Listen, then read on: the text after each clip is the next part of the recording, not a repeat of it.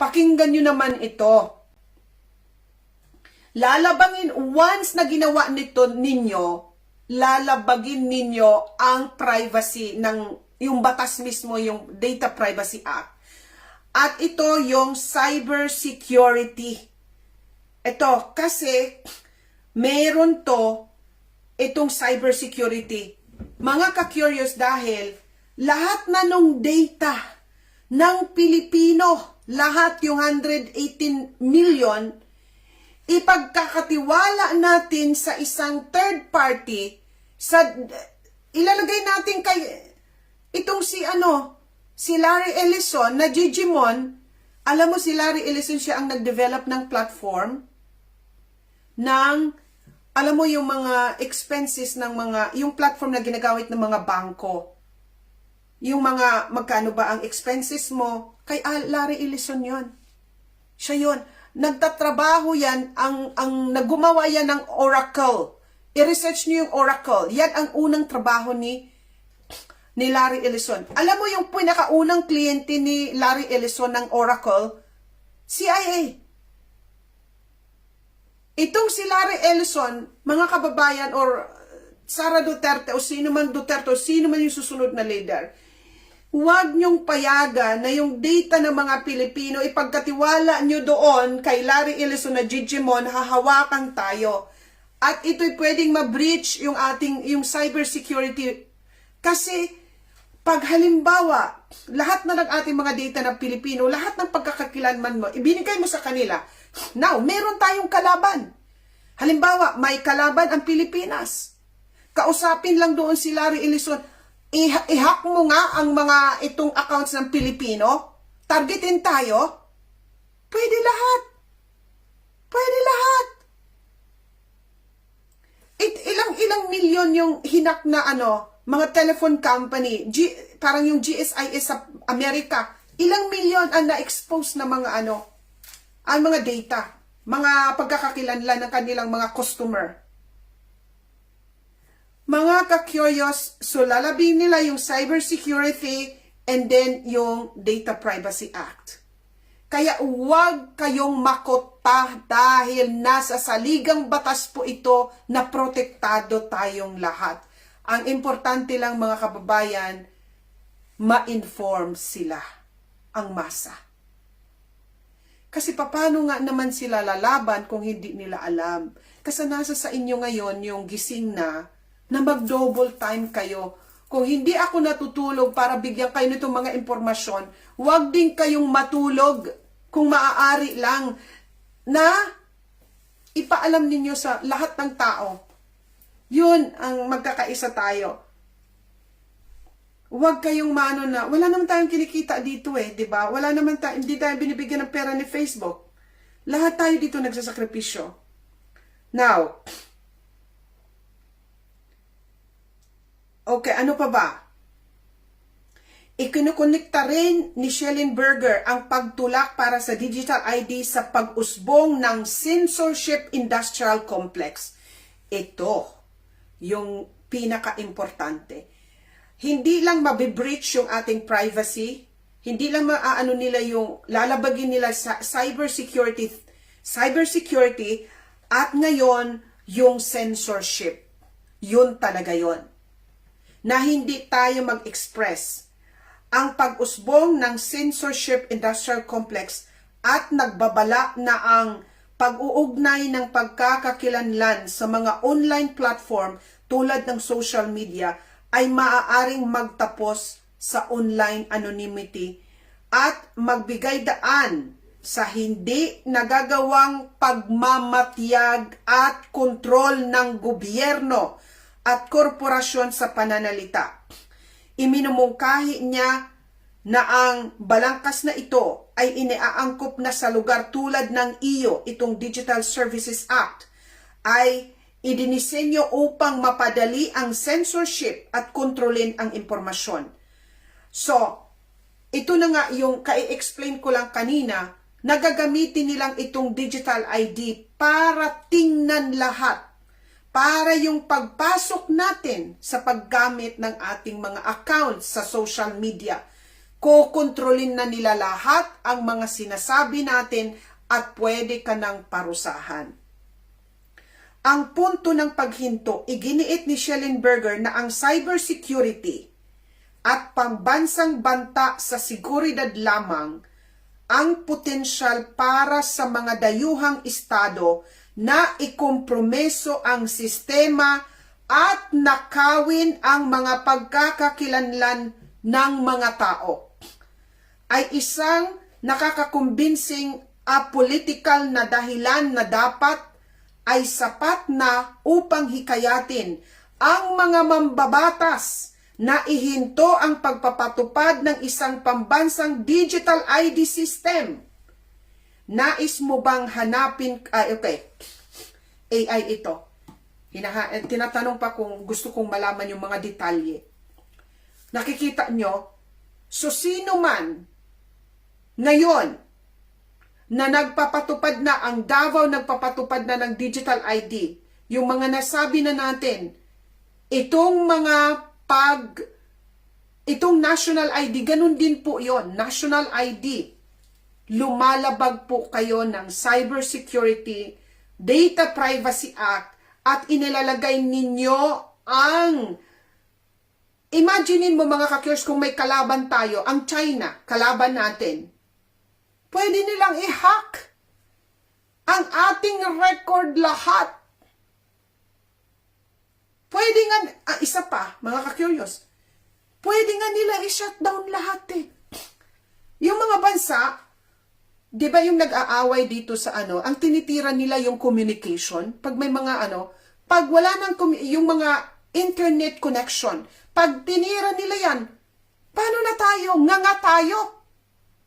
Kasi kung lahat ng transactions mo ay nakaasa dito, yung buhay mo, ultimo yung pagpasok mo sa bahay, yung susi mo, nandito na online, pag may kalaban tayo, mga ka-curious, na tinanggalan tayo ng connection sa internet, sinabutahe tayo, yung pagsaputahe kanina si Defensor nagsasalita. Paano tayo makaka-access sa ating online na nandoon yung bangko natin, ang buhay natin, nandito na? Paano yung kinat yung internet connection? Sige nga. Naiisip nyo ba ito? Na hindi tayo at the start, hindi ito secure. Anything is hackable. May kalaban tayo. Yung pinakamagaling, kaya nga, yung mga mayayamang bansa, pinapaigting nila ang security nila, cyber security groups. Kasi if you have the stronger cyber security, pwede nilang i-hack ang kalaban nila. Paano kung pinutol yung internet?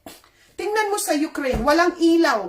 Tinira ni Putin ang mga source mismo ng ilaw, yung energy infrastructure ng Ukraine, wala na. How much more kuryente? Ay, ibig sabihin, internet. Putulin. Paano ka pa bibili? Paano ka pa mag-withdraw ng pera sa bangko? Sige nga. Paano ka pa maglalaro ng yung mga tulog dyan ng mga Gen Z na walang kamuang-muang? Paano ka maglalaro ng computer games mo? Paano ka bibili ng pagkain? Sige nga. Kahit may voucher ka na bigay ng gobyerno, paano mo yan? Kung babasahin yung yung QR code kung walang internet connection. Sige nga. They are building this system for total control. Ayaw nyo pa rin maniwala. Ma'am Ginaling Castro, salamat po. Walang anuman. Sir Geraldo Paz, thank you so much, Sir Geraldo. Masipag yan. Totoo, tama lahat ang sinabi ni Miss Lynn dahil nangyari na sa akin sa Italy.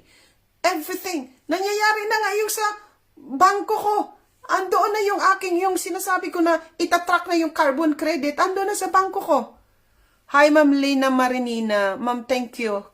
Ma'am, may message ako sa inyo. Pasensya na tumawag si Ma'am, hindi ko nasagot. Now, eto na.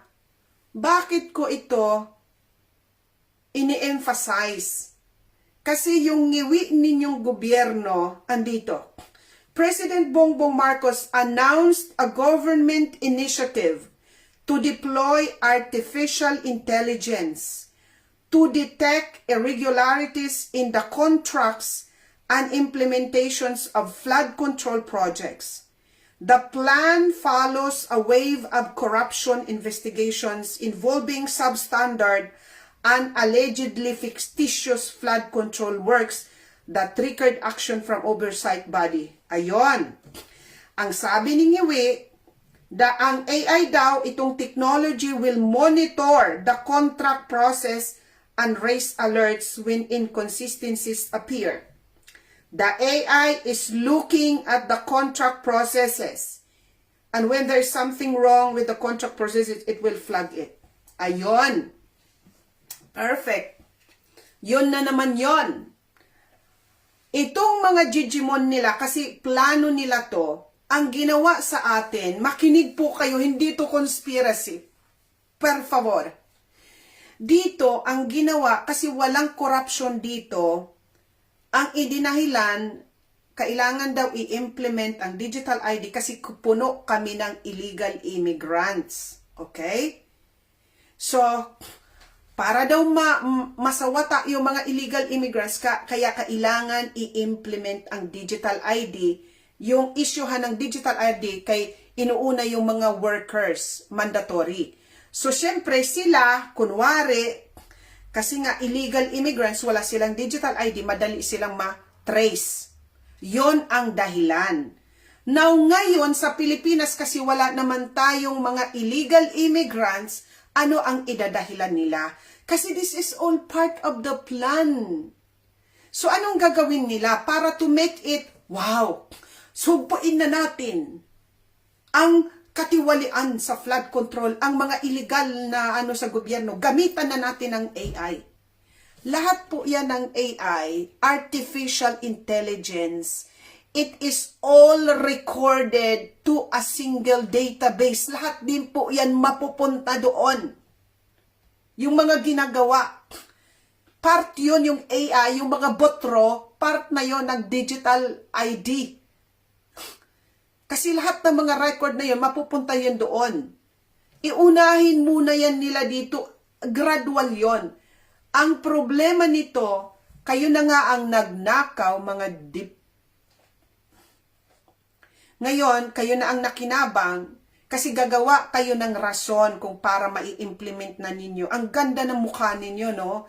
Pinahirapan, ninakawan nyo na, and then, ngayon na ninakawan nyo na, malaki ang problema, kailangan sawatain na natin yung problema na ginawa nyo mga ginayo pa kayo. Tapos ngayon, kontrolin nyo na kami ngayon. Mawawala na yung aming Data Privacy Act na karapatan namin. Kukontrolin nyo na naman yung aming mga karapatang magsalita sa social media, gumamit ng mga social media platform. Nakikita nyo, they create the problem and then they give the solution. Ganun lagi yon ever since ang mundo. Nakikita ninyo? So, thank you so much, Presidente. Thank you. Thank you. Now, ngayon, aalipinin niyo pa kami. Thank you so much. Visit ka. Now,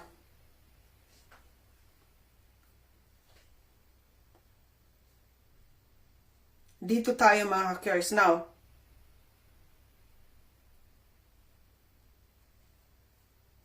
okay. So, nandali. Bear with me kasi ang dami kong kalahati na naman nito hindi ko na maibabalita. Sa dami nito. Ito na. Now, di ba sinasabi ko sa inyo yung aking roadmap na pinanood yan ng bawat isang araw 1 million views, kinakabahan ako noon. Pagtingin ko the following day, 2 million na. The following day, 3 million views. Sabi ko, wow, ang daming nanonood. And I was talking in that video, marami sa inyo ang nakapanood, mag-comment kayo kung napanood yung video na yan. Kung saan, inilalahad ko yung roadmap, yung every 3 months of the year kung ano ang magyayari, yung pag-roll out ng bakuna, yung first dose, second dose, and then mag-ano na naman sila and then magla-lockdown, lahat po yan. May dalawa akong roadmap. Yung pangalawang roadmap, by the way, nandoon yan sa Telegram. Kaya lang mag-scroll down kayo ng napakahaba, but it is in Telegram. Nasabi natin sa roadmap, mga ka-curious, ito na magkakaroon, pagkatapos ng COVID, i-introduce na nila ito, magkakaroon na tayo yung agenda ng botro, lahat po yan. And then, magkakaroon nito mga digital ID. And then, ang last game, nakalagay doon, ang universal basic income. Ano yan? Sisweldohan tayong lahat. Yung walang trabaho, yung mga matatanda, bibigyan sila ng 4Ps. Kaya nga sinanay na kayo sa 4Ps. Maganda ngayon, matuwa kayo dyan kasi itong masa na ito, ang tulog, kayo po talaga ang dapat gisingin. Kasi natutuwa, ay maganda yun kasi bibigyan kami ng 4Ps. Hindi na kami magtatrabaho. Really? Ganun yung kadali? Bibigyan ka ni Larry Ellison na mga Gigi mo na nakahalata ka lang dyan nang wala kang ginagawa. Bibigyan ka ng pera. Nakauna yan sa inyo. Sisiguraduhin ko na kayo ang target niyan na mga mahihirap. Diba, sinabi ng mga elite, itong tinarget nila sa Monique Plande, natanggalin ang mga gurgurin, ang mga useless eaters. Ibig sabihin yung mga naghihikahos na hindi talaga makakain.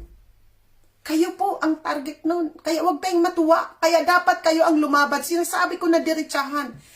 Paulit-ulit nilang sinasabi na gusto nilang eliminate yung mga, ang tawag nila, useless eaters. Kaya nga kayo ang unang tinuslukan, di ba? Yung mga vulnerable, yung mahihirap na sektor ng lipunan, kayo po yun. Ang gustong ligwakin.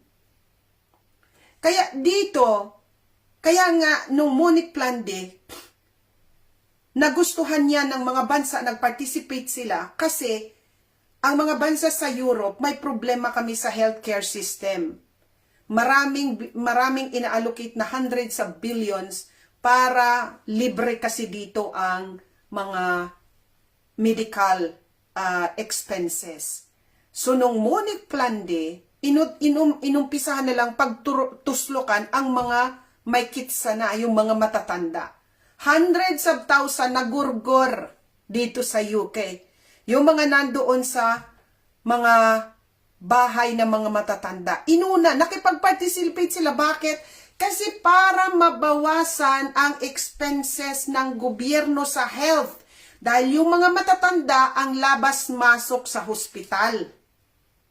Kaya kayong inuuna yung mga vulnerable. Naiintindihan nyo na? Now ngayon, kayo din ang bibigyan ng 4Ps. Tatargeting kayo niyan. Uumpisahan na yan, may konting ano lang hanggang sa mawala na. Marami kayong mga tatanggalin yan ng mga benefits sa inyo, kaya huwag kayong matuwa. Okay? Huwag kayong matuwa. Lumaban kayo dito. Kayo ang target actually niyan. Gusto nilang walisin kayo. Yun yung sinasabi nila. Ulit-ulit yan, sinasabi nila in public. Bibigyan ka lang ng, ng voucher. O ito, para pangkain mo, hindi ko nga alam kung magkano ang ibigay sa'yo. Kung tama ba, baka pakainin ka lang isang beses sa isang araw. Makakareklamo ka pa. Wala kang trabaho. Now, ito na po mga ka-curious. Sa Canada, nag-introduce na po sila ng bill for universal basic income. Hindi to biro ha. Meron akong pangalan ng bill. Ito Ayan. First session, 45th Parliament. Nakikita nyo? Ito, screenshot nyo. Ayan.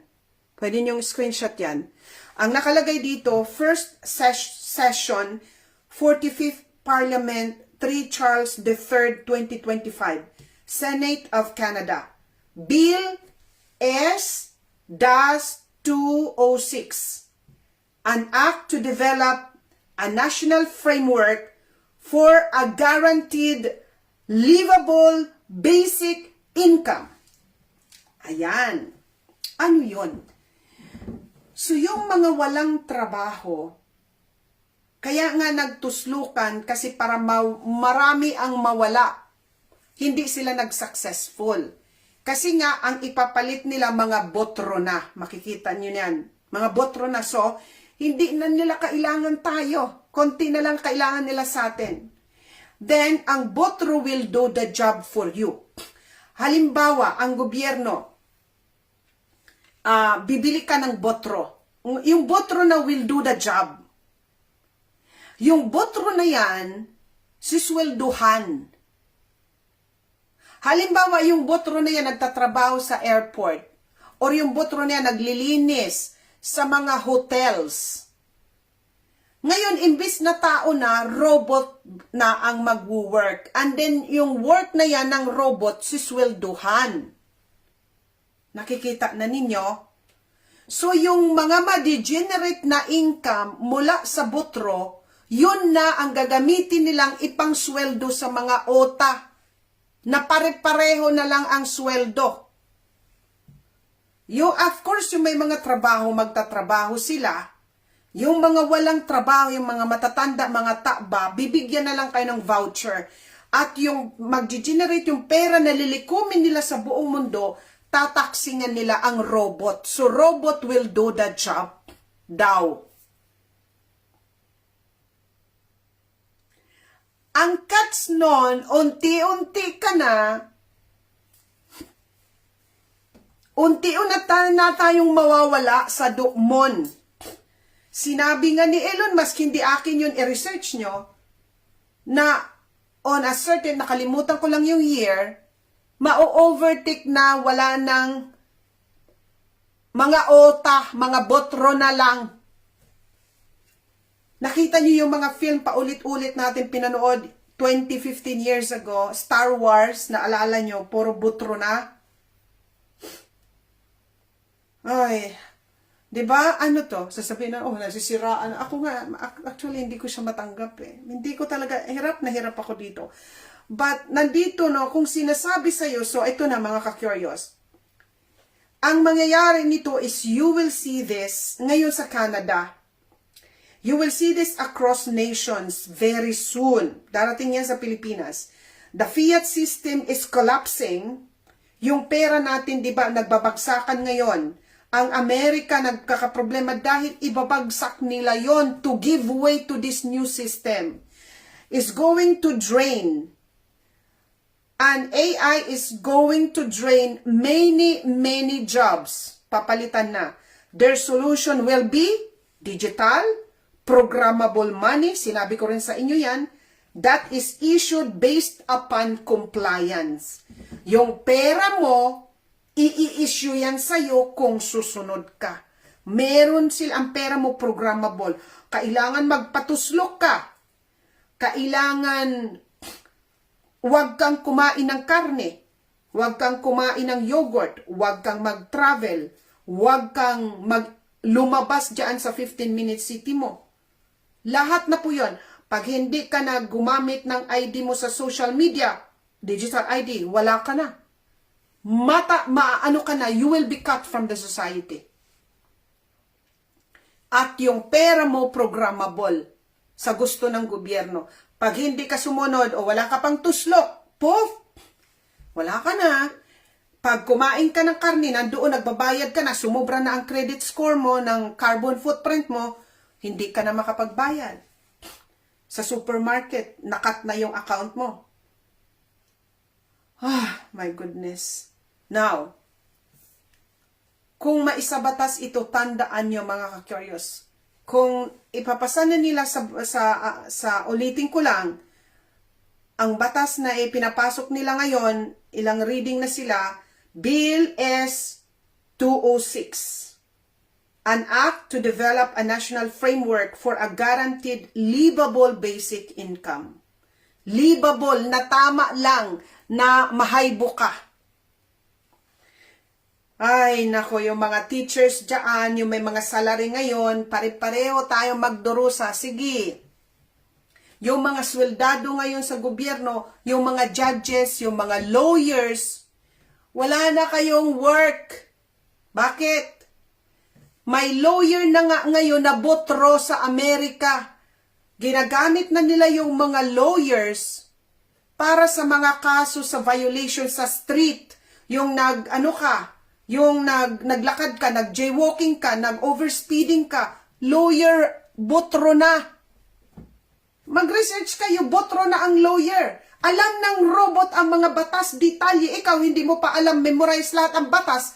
Ang robot memorize. Detalyado pa. Mga doctors, di ba, nai-report natin, first ever hospital sa China, wala ng tao, botro na. Papayag ka na, nakatihaya ka doon ang magkukuha ng temperature sa'yo, botro, mamaya sa kalingkam mo. It's a fact. Meron mga factories na ang tawag sa China, dark factories. Kasi yung mga robot, 24/7, nagtatrabaho sila, precise, walang ilaw. They are just working kasi nakaprogram sila lahat, hindi nila kailangan ng ilaw. So, they call it the dark factories. Very common na po yan sa China at sa mga malalaking bansa. Ayaw nyo maniwala? Sige lang.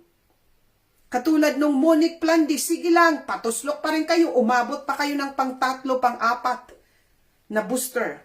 Diba? Now, ito ang manginig na kayo. Kasi sinasabi nila at wala silang pakundangan. Talk about like eliminating poverty, giving everyone amazing medical care.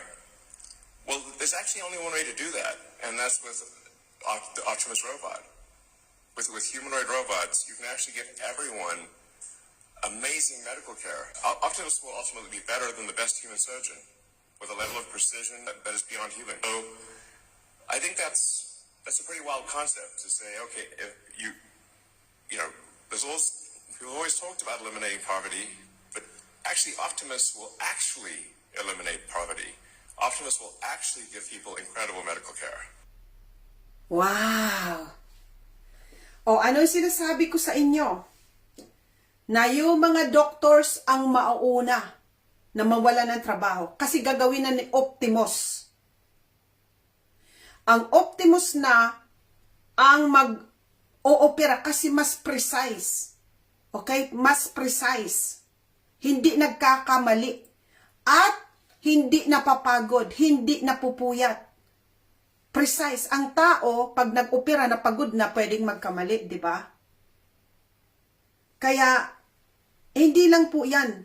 Ang Optimus will eliminate poverty. At sabi niya, at magbibigay ng high universal income for all. Nakita nyo? Actually, makakapag-ano daw ng poverty. Makaka-alleviate, makakaalis ng poverty. Yun yung sasabihin nila para tanggapin, yung mga ob-ob, wow, hindi na tayo magiging mahirap. That is to take the carrot and then later on, stick nang ibibigay sa'yo. Pakakainin ka muna and then mamaya babastunin ka na pag sumunod ka na. Actually, will eliminate poverty daw and provide universal high income for all. Ano yung conspiracy?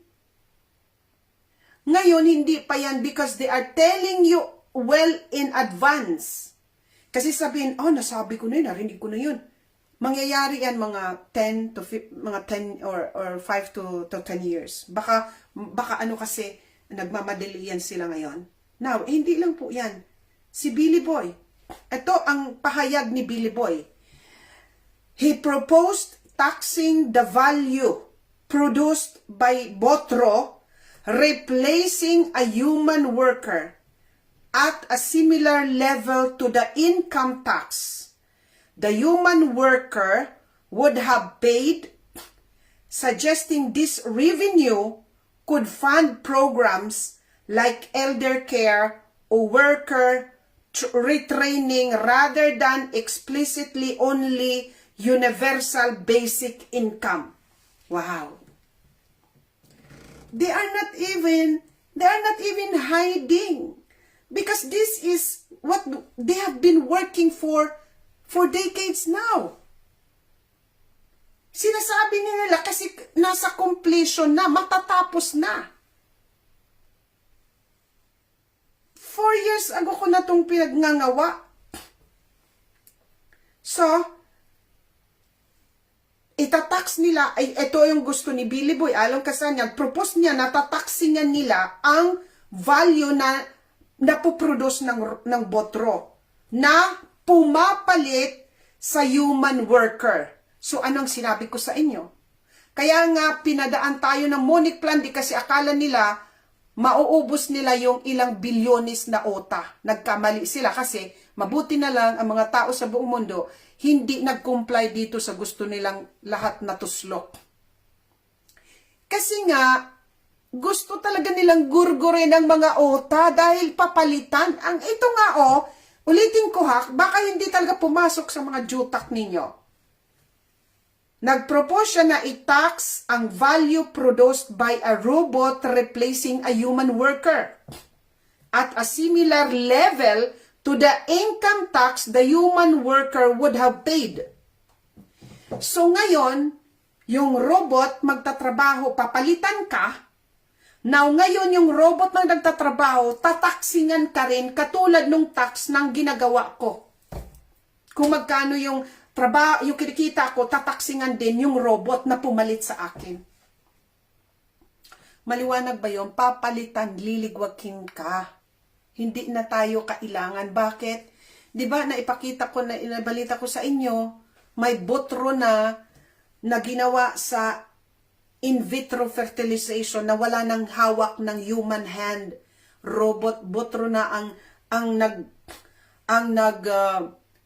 naghalo ng ano nga ba ito, ng sperm at saka egg. Andi nabuhay na yung bata. Waga ng botro. Hindi na human hand ang gumawa. First time buhay yung bata. Hindi pa rin kayo maniwala? Hindi pa rin kayo maniniwala? So, suggesting this revenue, itong makukuha nila ng mga taxes na babayaran ng mga robots, ito na ang magfa-fund daw ng mga programa para sa mga healthcare. Lagi nilang nilalagay yung mga healthcare, mga doktor, para yung mga taxes yung mga revenue na makukuha sa taxes ng mga robot, ipi-finance na sa mga organization. Rather lang daw sa universal basic income. Ano pa ba ang mas maliwanag na gusto nila? Ano pa ba ang gusto ninyong marinig?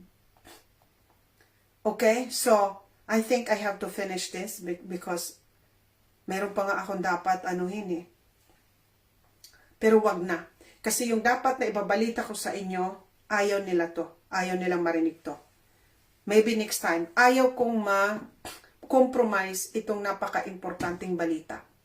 Now, ulitin ko, hindi ako magsasawa, mga kababayan, mga ka-curious. Kung pwede nga lang ako hindi na matulog. Alam niyo ba na kaya ako naglalagay ng salamin? Kasi namamaga yung mata ko lagi. Dahil hindi ako nakakatulog, lagi ako nasa internet. Lagi akong kulang ng tulog. Natatakot ako sa sarili ko pag nakikita ko, ikaw ba yan? Natatakot ako. So, akala niya nag-i-enjoy ako maglagay ng mga ganito. Dati hindi ako naglalagay, but ngayon na-feel ko, oh my God. But I have to do this dahil my life will be useless. Hindi ako, I could be any place I would today, lalo na yung anakis ko wala na dito sa bahay. But I will not be happy knowing na yung kinakaharap ko baka less than 10 years, yung mundo na magre-retire na ako ay ganun na at yun ang mundo na makikita ng anakis ko. Hindi ako matatahimik. May ano tayo na dapat do your best. Bago ka magsisi, at least masabi mo, you have done your best. You have done your part. Kasi pag dumating na nandoon ka na, inaalila ka na, sabihin mo sa isipan mo, sa konsensya mo, sana may ginawa ako. sana nag-participate ako na wag mangyari ito. But it's too late. Wala ka na magagawa. So, bago mangyari yon na aratayin ka ng konsensya mo, do something before it's too late.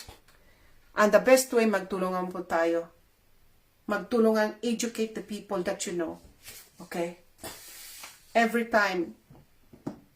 Total, hindi naman tayo magtatagal sa mundong to. Hindi na tayo magtatagal. Lalo na yung mga natuslukan, believe me, yung mga maraming tuslok,